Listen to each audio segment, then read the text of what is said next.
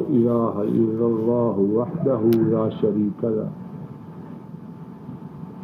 وأشهد أن محمدا عبده ورسوله صلى الله عليه وسلم. أما بعد فإن خير الحديث كتاب الله وخير الهدي هدي محمد صلى الله عليه وسلم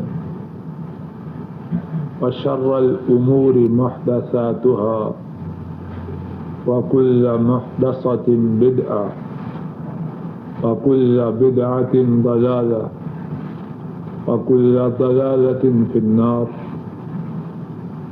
اللهم صل على محمد وعلى آل محمد كما صليت على إبراهيم وعلى آل إبراهيم إنك حميد مجيد. اللهم بارك على محمد وعلى آل محمد كما باركت على إبراهيم وعلى آل إبراهيم إنك حميد مجيد. اللهم انفعنا بما علمتنا وعلمنا ما ينفعنا وزدنا علما. سبحانك لا علم لنا إلا ما علمتنا إنك أنت العليم الحكيم. رب اشرح لي صدري ويسر لي أمري واحلل عقدة من لساني يفقهوا قولي. روى الإمام البخاري عن مالك رضي الله تعالى عنه قال قال النبي صلى الله عليه وسلم ارجعوا إلى أهليكم فأقيموا فيهم وعلموهم ومروهم وصلوا كما رأيتموني أصلي. امام بخاری رحمہ اللہ روایت کرتے ہیں حضرت مالک رضی اللہ تعالی عنہ وہ اس حدیث کے راوی ہیں. انہوں نے کہا کہ جناب رسول کریم صلی اللہ علیہ وسلم نے ارشاد فرمایا ارجعوا الی اہلیکم، اپنے گھر والوں کی طرف پلٹ جاؤ. فاقیموا فیہم، ان میں ٹھہرو. وعلموہم، اور انہیں تعلیم دو. ومروہم، اور انہیں حکم دو. وصلوا کما رأیتمونی اصلی، اور تم نماز پڑھو جس طرح تم نے مجھے نماز پڑھتے ہوئے دیکھا.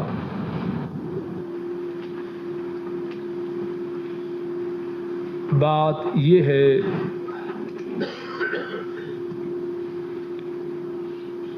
کہ تمام اعمال کی قبولیت کے لیے دو بنیادی اور لازمی شرطیں ہیں. ایک شرط یہ ہے کہ عمل کرنے والے کا مقصد اللہ کی رضا کا حصول ہو. عمل کرنے والے کی غایت، عمل کرنے والے کا ٹارگٹ اپنے اللہ کو راضی کرنا ہو. اور دوسری بنیادی شرط یہ ہے کہ عمل رسول کریم صلی اللہ علیہ وسلم کے طریقہ مبارک کے مطابق ہو. وہ عمل جو ان دو باتوں سے خالی ہو عمل کرتے وقت مقصد اللہ کی رضا کے سوا کچھ اور ہو، یا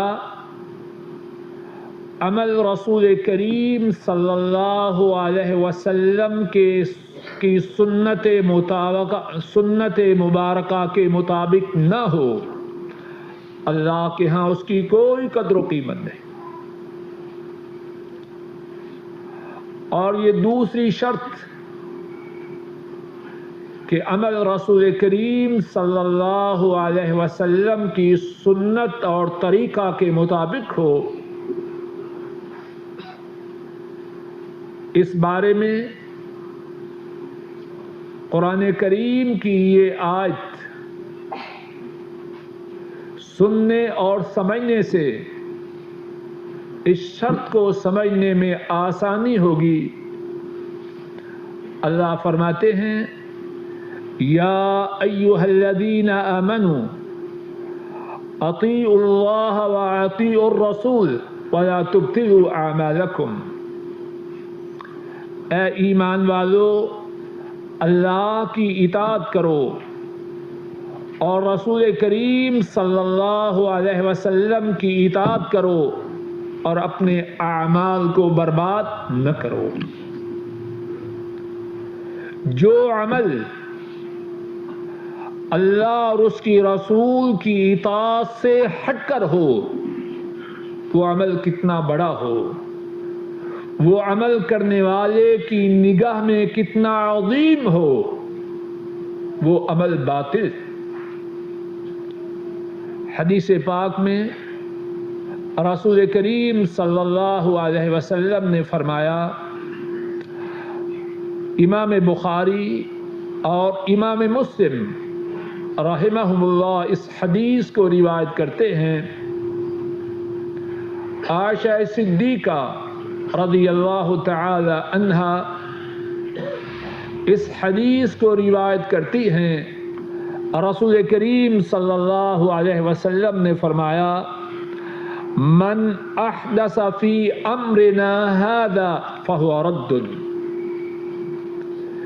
جس نے ہمارے دین میں اپنی طرف سے نئی بات جاری کی وہ بات مردود ہے۔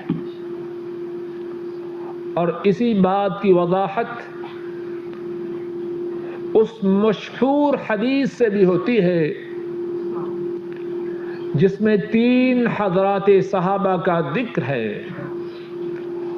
ہر ایک نے اس بات کا عزم کیا کہ وہ بہت زیادہ عبادت کرے گا، لیکن رسول کریم صلی اللہ علیہ وسلم جب ان کے ارادوں سے آگاہ ہوئے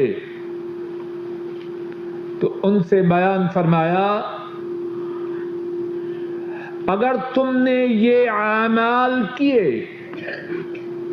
جو تمہاری نگاہوں میں عظیم ہے، اگر تم نے یہ اعمال کیے جو تمہاری نگاہوں میں عظیم ہیں تو تمہارا مجھ سے تعلق باقی نہ رہے گا۔ امام بخاری اور امام مسلم رحمہ اللہ روایت کرتے ہیں، حضرت انس رضی اللہ تعالی عنہ وہ اس حدیث کے راوی ہیں،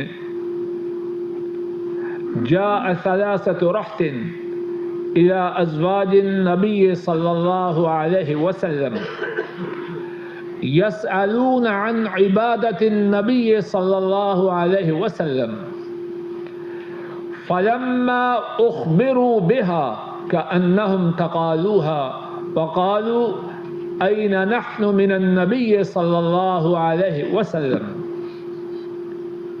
حضرت انس فرماتے ہیں 3 اشخاص صحابہ میں سے نبی کریم صلی اللہ علیہ وسلم کے گھر والوں کے پاس آتے ہیں، آپ کی عبادت کے متعلق سوال کرتے ہیں۔ جب بتلایا گیا تو آپ صلی اللہ علیہ وسلم کی عبادت کو تھوڑا سمجھتے ہیں اور کہتے ہیں این نحن من النبی صلی اللہ علیہ وسلم، ہمارا آپ سے کیا مقابلہ ہے؟ وقد غفر اللہ له ما تقدم من ذنبه وما تأخر، آپ تو وہ ہیں اللہ نے آپ کے اگلے پیچھے تمام گناہوں کو معاف کر دیا ہے۔ اب ان تین صحابہ میں سے ایک کہتا ہے اما انا فاصلی اللیل ابدا، جہاں تک میرا تعلق ہے میں ساری رات اللہ کی عبادت کروں گا۔ وقال الآخر انا اصوم النہار ابدا ولا افطر، دوسرے نے کہا میں ساری زندگی سارا سال روزے رکھوں گا اور کبھی روزہ نہ چھوڑوں گا۔ تیسرے نے کہا اما انا فاعتزل النساء فلا اتزوج ابدا، تیسرے نے کہا میں عبادت کی غرض سے ساری زندگی شادی نہ کروں گا، عورتوں سے دور رہوں گا۔ تینوں نے اپنے اپنے ارادوں کا اظہار کیا۔ نبی مکرم صلی اللہ علیہ وسلم گھر تشریف لائے، آپ کو بتلایا گیا، آپ کے تین ساتھی حاضر ہوئے، آپ کی عبادت کے متعلق سوال کیا، ہم نے انہیں بتلایا تو انہوں نے جواب میں یہ کہا۔ آپ صلی اللہ علیہ وسلم اپنے ساتھیوں کے پاس تشریف لے جاتے ہیں اور ان سے فرماتے ہیں انتم الذین قلتم کذا وکذا، تم نے یہ بات کہی ہے، اما واللہ انی لاخشاکم للہ واتقاکم لہ، سنو اللہ کی قسم میرے دل میں اللہ کی خشیت، اللہ کا تقوی تم تمام سے زیادہ ہے۔ وَلَكِنِّي أَصُومُ وَأُفْطِرُ وَأُصَلِّي وَأَرْقُدُ وَأَتَزَوَّجُ النِّسَاءَ، لیکن میں روزے رکھتا ہوں اور نفلی روزے چھوڑ بھی دیتا ہوں۔ وَأُصَلِّي وَأَرْقُدُ، رات کو نماز بھی پڑھتا ہوں اور سوتا بھی ہوں۔ وَأَتَزَوَّجُ النِّسَاءَ، اور میں نے عورتوں سے شادی بھی کر رکھی ہے۔ اور اس کے بعد کیا فرمایا؟ فَمَنْ رَغِبَ عَنْ سُنَّتِي فَلَيْسَ مِنِّي، جس نے میری سنت سے اعراض کیا اس کا میرے ساتھ کوئی تعلق نہیں۔ اعمال کی قبولیت کے لیے ایک بنیادی اور ضروری شرط یہ ہے کہ وہ عمل رسول کریم صلی اللہ علیہ وسلم کی سنت کے مطابق ہو، اس عمل پر مدینے والے کی مہر ہو، وگرنہ عمل کرنے والے کی نگاہ میں کتنا بڑا ہو، کتنا عظیم ہو، کتنا مشکل ہو، اگر اس عمل پر رسول مکرم صلی اللہ علیہ وسلم کی اسٹمپ نہیں، آپ کی مہر نہیں، اس عمل کی اللہ کے ہاں کوئی حیثیت نہیں۔ اور جتنے اعمال ہیں توحید و رسالت کے اقرار و اعلان کے بعد ان اعمال میں سے سب سے اعلیٰ، سب سے افضل، اللہ کو سب سے پیارا عمل وہ نماز کا ہے۔ اللہ کی توفیق سے یہ ارادہ کیا، اپنی محدود استطاعت کے مطابق نماز کا مسنون طریقہ اللہ کی توفیق سے عرض کرنے کی کوشش کروں۔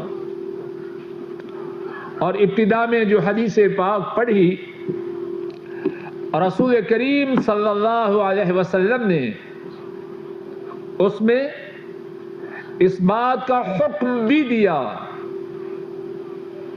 صلو کما رأیتمونی اصلی، تم نماز پڑھو جس طرح تم نے مجھے نماز پڑھتے ہوئے دیکھا۔ حضرت صلی اللہ علیہ وسلم کی سنت مطہرہ کی روشنی میں نماز کی کیفیت کے متعلق ایک ایک کر کے باتیں عرض کرنے کی کوشش کرنا ہے۔ اللہ مالک ٹھیک بات کہنے، ٹھیک بات سننے اور ٹھیک بات پر عمل کی توفیق عطا فرمائے۔ اور کہنے اور سننے کا مقصد یہ ہے کہ ہماری نمازیں کہنے والے کی بھی اور سننے والوں کی بھی رسول کریم صلی اللہ علیہ وسلم کی سنت پاک کے مطابق ہو جائیں۔ ایسا نہ ہو نمازیں بھی پڑھیں اور کل قیامت کے دن ان نمازوں کی اللہ کے ہاں کوئی قدر و قیمت نہ رہے۔ جو باتیں نماز کی کیفیت کے متعلق اللہ کی توفیق سے عرض کرنی ہیں وہ گن گن کے کروں گا، جو ساتھی چاہیں وہ لکھتے جائیں اور جو لکھ نہ سکیں وہ اپنی انگلیوں پہ شمار کرتے جائیں۔ نمبر 1، نماز کے لیے پہلی بات یہ ہے کہ آدمی قبلہ رخ ہو کے کھڑا ہو۔ ایک شخص رسول کریم صلی اللہ علیہ وسلم کے سامنے نماز ادا کرتا ہے اور اس نے درست نماز ادا نہ کی، آپ نے اسے دوبارہ نماز لوٹانے کا حکم دیا۔ لمبی حدیث ہے، اب جو بات عرض کرنی ہے وہ یہ ہے کہ جب اس شخص نے کہا اے اللہ کے نبی صلی اللہ علیہ وسلم، مجھے نماز کا جو طریقہ معلوم تھا اس کے مطابق تو میں پڑھ چکا، اس سے بہتر نماز پڑھنی تو مجھے معلوم نہیں، آپ مجھے سکھلائیے۔ اور حدیث کی کتابوں میں اس شخص کا نام ہے مسیء الصلاۃ، جس نے نماز کو خراب کیا۔ آپ صلی اللہ علیہ وسلم نے اس کو نماز سکھلائی، اور یہ حدیث صحیح بخاری میں بھی ہے اور صحیح مسلم میں بھی ہے۔ آپ نے اس کو نماز سکھلاتے ہوئے جو ارشادات فرمائے ان میں سے ایک ارشاد یہ تھا، اذا قمت الى الصلاۃ فاصبغ الوضوء ثم استقبل القبلہ، جب تو نماز ادا کرنے کا ارادہ کرے پورا وضو کر، پھر قبلہ کی طرف اپنے چہرے کو کر. ثم استقبل القبلہ، نماز ادا کرنے کا ارادہ ہے، پورا وضو کر اور قبلے کی طرف اپنا رخ کر. پہلی بات کیا ہے؟ نماز قبلہ رو ہو کے ادا کرنی ہے، اور یہ فرضی نماز کے لیے بھی ہے، نفلی نماز کے لیے بھی ہے. ہاں، اگر کوئی شخص سفر میں ہو، سواری پہ سوار ہو، اب نفلی نماز کیسے ادا کرے؟ اس کے لیے رسول کریم صلی اللہ علیہ وسلم سے دو باتیں ثابت ہیں. ایک یہ ہے کہ جب نفلوں کی ابتدا کرے، سواری کا رخ قبلہ کی طرف، یا وہ سواری پہ جب نفلوں کی ابتدا کرے قبلہ رو ہو کے کرے. حضرت صلی اللہ علیہ وسلم بسا اوقات نفلی نماز کی سواری پر ابتدا کرتے تو آپ کا چہرہ انور قبلہ شریف کی طرف ہوتا، اور پھر اس کے بعد سواری جدھر گھومے گھومتی جائے وہ نماز کو جاری رکھے. اور دوسری صورت یہ ہے کہ نفلی نماز کے لیے جب سواری پہ سوار ہو، جس طرف رخ کرے، اللہ کے فضل و کرم سے اس کی نماز درست ہے. اور قرآن کریم میں بھی اس بات کا اشارہ ملتا ہے، فَأَيْنَمَا تُوَلُّوا فَثَمَّ وَجْهُ اللَّهِ، تم جدھر بھی منہ کرو ادھر ہی اللہ کا چہرہ ہے. اب جب جنگ کی حالت ہو، پہلا مسئلہ کیا بیان ہو رہا ہے؟ قبلہ کی طرف نماز میں اپنے چہرے کو کرنا. اور اس کی ایک صورت یہ ہے کہ حضر میں ہے، سفر میں نہیں، حضر میں ہے، نفلی نماز، فردی نماز قبلہ رو ہو کے ادا کرے. دوسری صورت بیان کی سفر میں سواری پر. اب تیسری صورت یہ ہے کہ حالت جنگ ہے، اہل اسلام کافروں سے لڑ رہے ہیں، اس وقت اپنا چہرہ کس طرف کرے؟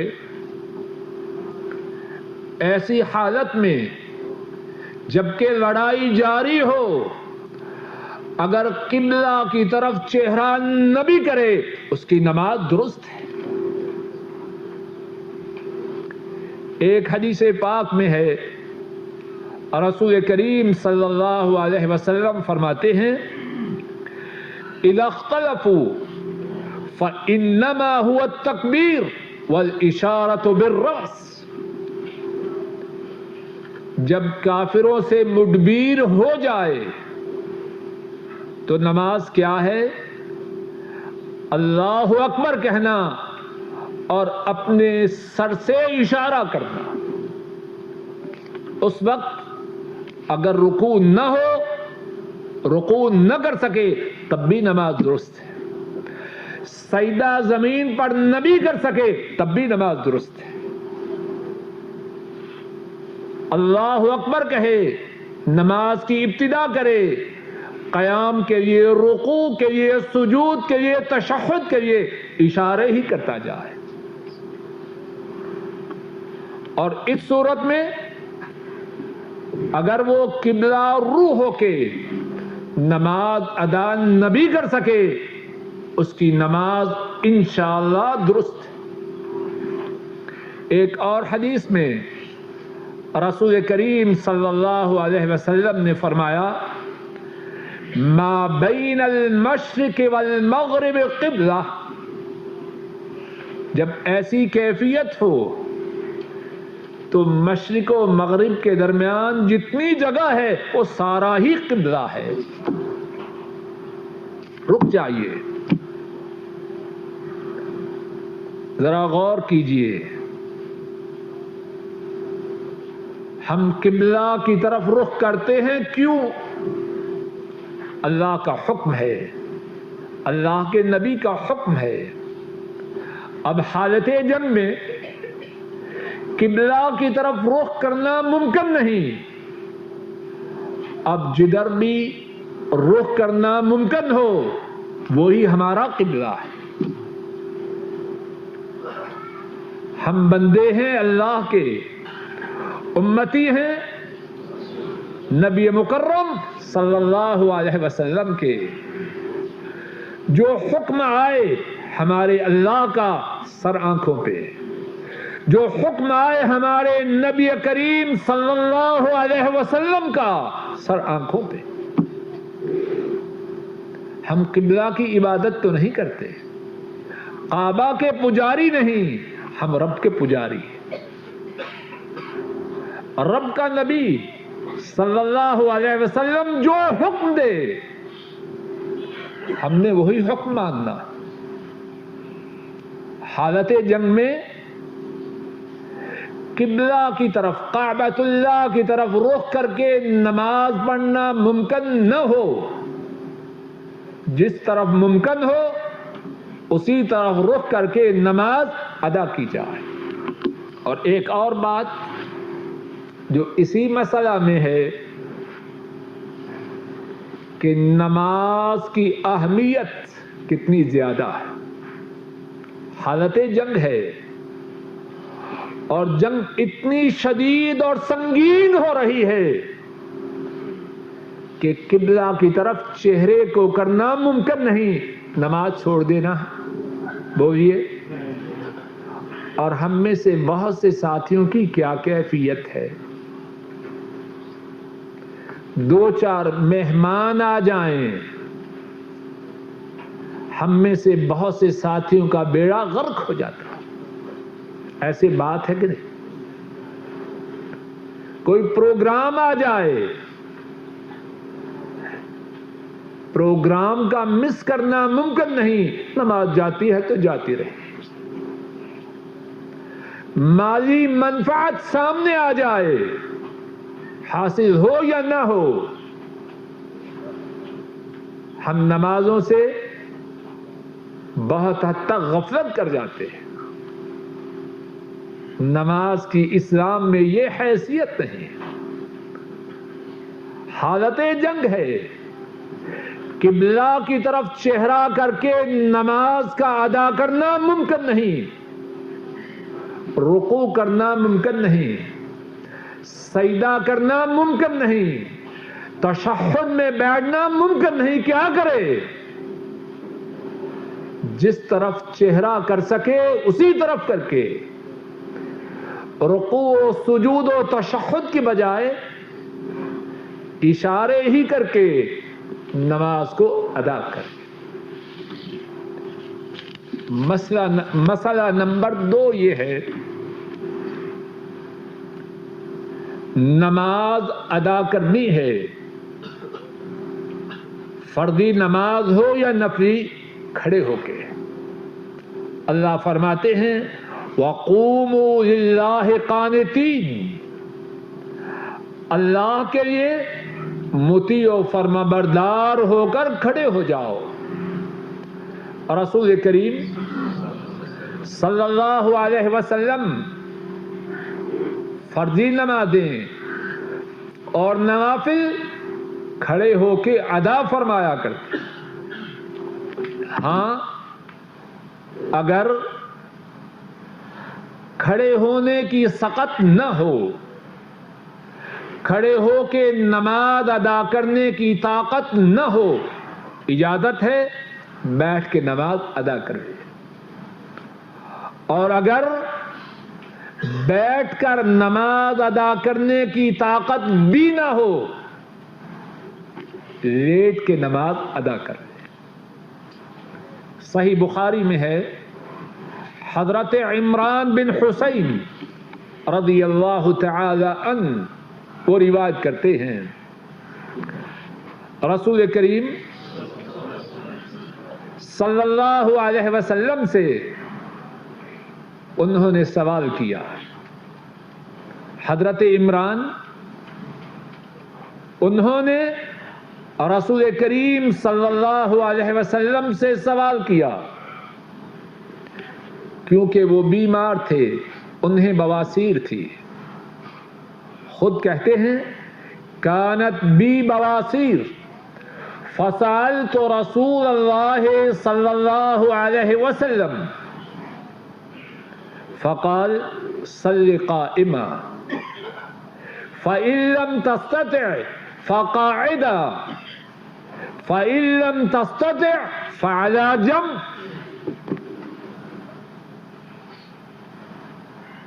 فرماتے ہیں حضرت عمران رضی اللہ تعالی عنہ مجھے بواسیر تھی، میں نے رسول کریم صلی اللہ علیہ وسلم سے سوال کیا، آپ نے فرمایا کھڑے ہو کے نماز ادا کر،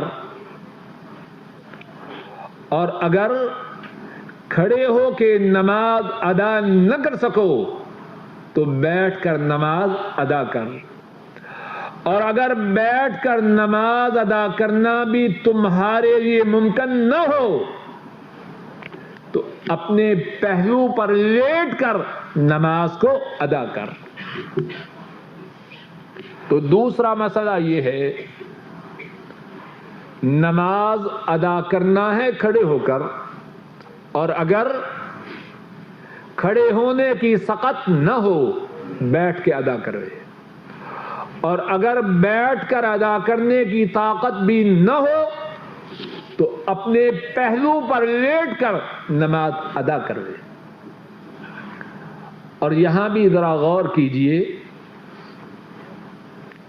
ایک بات اس مسئلہ میں پھر وہی ہے کہ نماز کی کتنی اہمیت ہے۔ اگر بیمار ہے، لاغر ہے، کمزور ہے، ناتواں ہے، قیام نہیں کر سکتا تو کیا نماز کو چھوڑ دے؟ اب وہ ساتھی غور کریں، بڑے طاقتور ہیں، اللہ کی نافرمانی کے پروگراموں کو دیکھنے سننے کے لیے اور نافرمانی کا ساز و سامان اکٹھے کرنے کے لیے کتنی دور جاتے ہیں، اور طاقت کے باوجود نہ کھڑے ہو کے نماز پڑھتے ہیں، نہ بیٹھ کے نہ لیٹ کے۔ ذرا غور کیجئے، نماز کا معاملہ کتنا اہم ہے۔ کھڑے ہونے کی سقط نہیں، بیٹھ کے پڑھ لے، بیٹھنے کی ہمت نہیں، لیٹ کے پڑھ لے، چھوڑنا نہیں۔ اور دوسری بات اس مسئلہ میں یہ ہے کہ دین میں آسانی ہے، دین میں لوگوں کے حالات کا، لوگوں کی کیفیات کا خیال رکھا گیا ہے۔ اب یہ نہیں کہ اگرچہ طاقت نہیں تو کھڑے ہونا ضروری ہے، نہیں، دین آسان ہے اور اس میں لوگوں کے آزار کا، لوگوں کی مجبوریوں کا خیال رکھا گیا ہے۔ لیکن یہ بات یاد رکھیے، دین اتنا آسان ہے جتنا مدینے والے نے بتلایا ہے۔ اپنی مرضی سے کوئی آسانی پیدا نہ کرے۔ جو آسانی جناب نبی کریم صلی اللہ علیہ وسلم نے نہیں دی، اب جو آسانی کے نام سے دین میں اپنی بات چلانا چاہے گا اس کی بات بھی مردود ہے اور وہ بھی مردود ہے۔ تیسرا مسئلہ یہ ہے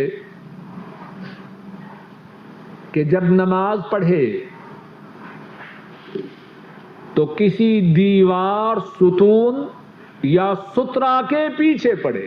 خوب توجہ کیجیے، بہت سے ساتھی، نمازی ساتھی اس بارے میں غفلت کرتے ہیں۔ نماز کے لیے کھڑے ہیں مسجد کے درمیان میں، غلط بات ہے۔ نمازی اس بات کا اہتمام کرے کہ اس کے آگے سترا ہو، دیوار کے قریب ہو کے کھڑا ہو، ستون کے پیچھے کھڑا ہو، کسی الماری کے پیچھے کھڑا ہو، اور اگر کہیں باہر ہو تو اپنی طرف سے کوئی چیز اپنے سامنے رکھے۔ جناب نبی کریم صلی اللہ علیہ وسلم نے فرمایا لا تصلی الا الی سترہ، نہ نماز پڑھ مگر سترا کی طرف، نہ نماز پڑھ مگر سترا کی طرف۔ یہ بات لازم ہے، ضروری ہے۔ ولا تدع احدا یمر بین یدیک، اور کسی کو نہ چھوڑ کہ وہ نماز پڑھتے ہوئے تیرے آگے سے گزر جائے۔ اہم معاملہ ہے۔ اب جو مسجد کے درمیان میں کھڑے ہو کے نماز پڑھ رہا ہے، نہ اس کے آگے ستون ہے، نہ دیوار ہے، نہ الماری ہے، نہ کوئی اور سترا رکھا ہے، تو وہ گناہگار ہے۔ یاد رکھیے، تیسرا مسئلہ کیا ہے؟ نمازی نماز پڑھے سترے کے پیچھے، دیوار، ستون، الماری موجود ہو تو درست، وگرنہ اپنی طرف سے کوئی چیز رکھ دے۔ نمبر 4، نمازی کے لیے ضروری ہے کہ جب نماز کی ابتدا کرے تو اس کے دل میں نیت ہو نماز کی۔ انما الاعمال بالنیات وانما لکل امرئ ما نوی، اعمال کا دار و مدار نیتوں کے ساتھ ہے۔ صحیح بخاری میں حدیث ہے، حضرت عمر رضی اللہ تعالی عنہ اس حدیث کے راوی ہیں۔ اعمال کا دار و مدار نیتوں کے ساتھ ہے، اور ہر آدمی کے لیے وہی ہے جس کی اس نے نیت کی۔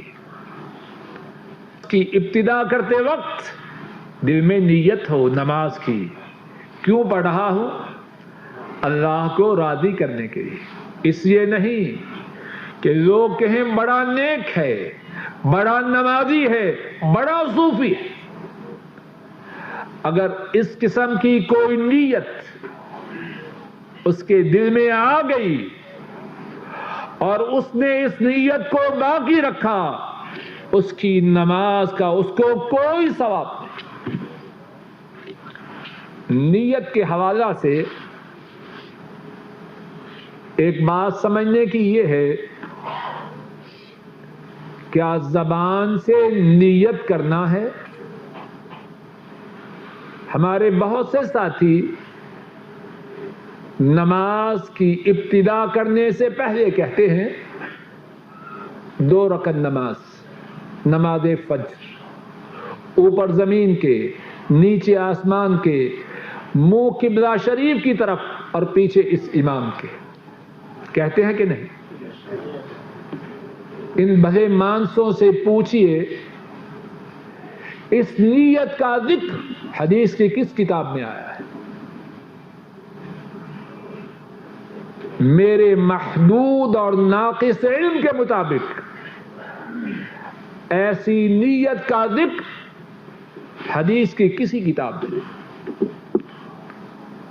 اور رسول کریم صلی اللہ علیہ وسلم نے کسی نماز میں، نہ فرضی میں نہ نفلی میں، کسی نماز میں اپنی زبان مبارک سے نیت نہیں کی. اور رسول کریم صلی اللہ علیہ وسلم نے، حضرت مولانا یہاں تشریف لے آئیے، علیہ وسلم نے کسی نماز میں، نہ نفلی میں نہ فرضی میں، اپنی زبان مبارک سے ایسی نیت کی. اور جس طرح کے ابتدا میں بات گزر چکی ہے، وہ عمل جس پر رسول کریم صلی اللہ علیہ وسلم کی مہر نہ ہوگی، اس کی اللہ کے ہاں کیا قدر و قیمت ہے؟ کچھ ہوگی؟ بولیے. اور یہ مثال کتنی دفعہ گزر چکی ہے، پھر عرض کرتا ہوں، شاید کہ دل میں بات اتر جائے. یہ نوٹ ہے، بازار میں چلتا ہے کہ نہیں؟ کیوں؟ اس پر سعودی وزیر خزانہ اس کے دستخط ہے. اگر یہ نوٹ سعودی وزیر خزانہ کے دستخطوں سے خالی ہو، بازار میں چلے گا؟ بولیے. اور جو چلانے کی کوشش کرے گا کہاں جائے گا؟ کیوں عبد المالک صاحب کہاں جائے گا؟ اب جو نماز میں وہ بات داخل کرے، مذاق کے لیے عرض نہیں کر رہا، جو نماز میں وہ بات داخل کرے، بلکہ ابتدا ہی میں وہ بات داخل کرے جس بات پر جناب نبی کریم صلی اللہ علیہ وسلم کی اسٹمپ نہیں، اس کا یہ عمل کہاں جائے گا؟ اور اللہ نہ کرے عمل کرنے والا کہاں جائے گا؟ خطرے کی بات ہے. امام ابن تیمیہ رحمہ اللہ فرماتے ہیں، الجہر بالنیہ لا یجب ولا یستحب لا فی مذہب ابی حنیفہ رحمہ اللہ ولا احد من ائمۃ المسلمین بل كلهم متفقون على انه لا يشرع الجهر بالنية ومن جهر بالنية فهو مخطئ مخالف للسنة باتفاق ائمة الدین. امام ابن تیمیہ فرماتے ہیں،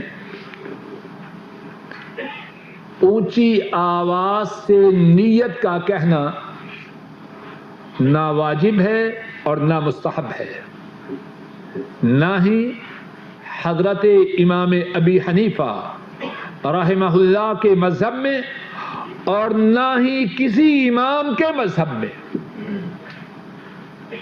بلکہ سارے ائمہ اس بات پر متفق ہیں کہ اونچی آواز سے نیت کہنا یہ شریعت میں ثابت ہے. اور جو آواز سے نیت کہے وہ خطا کار ہے، اور اس کا عمل سنت کے مخالف ہے، اور اس بات پر تمام ائمہ دین کا اتفاق ہے. چوتھی بات کیا عرض کر رہا ہوں، نماز کے لیے نیت کا ہونا ضروری ہے اور سب اعمال کے، لیکن وہ نیت کہاں ہو؟ دل میں ہو، کہ اللہ کے لیے، اللہ کو راضی کرنے کے لیے نماز ادا کر رہا. لیکن زبان سے کچھ کہنا حضرت صلی اللہ علیہ وسلم سے ثابت نہیں اور نہ ہی ائمہ دین سے ثابت ہے. پانچویں بات، نماز کی ابتدا کرنی ہے اللہ اکبر کہہ کے. حدیث شریف میں ہے، رسول کریم صلی اللہ علیہ وسلم فرماتے ہیں مفتاح الصلاۃ الطہور وتحریمها التکبیر وتحلیلها التسلیم۔ ارشاد فرمایا نماز کی جو کنجی ہے وہ پاکیزگی ہے، پاک صاف ہو جائے، اگر غسل لازم ہے غسل کرے وگرنہ وضو لازم ہے۔ مفتاح الصلاۃ الطہور، نماز کی کنجی پاکیزگی ہے، وتحریمها التکبیر، اور نماز کی جو تحریم ہے وہ اللہ اکبر کہنا ہے، اور نماز کی جو تحلیل ہے وہ سلام ہے۔ ایک اور حدیث میں ہے، امام احمد اور امام بہقی رحمہم اللہ روایت کرتے ہیں،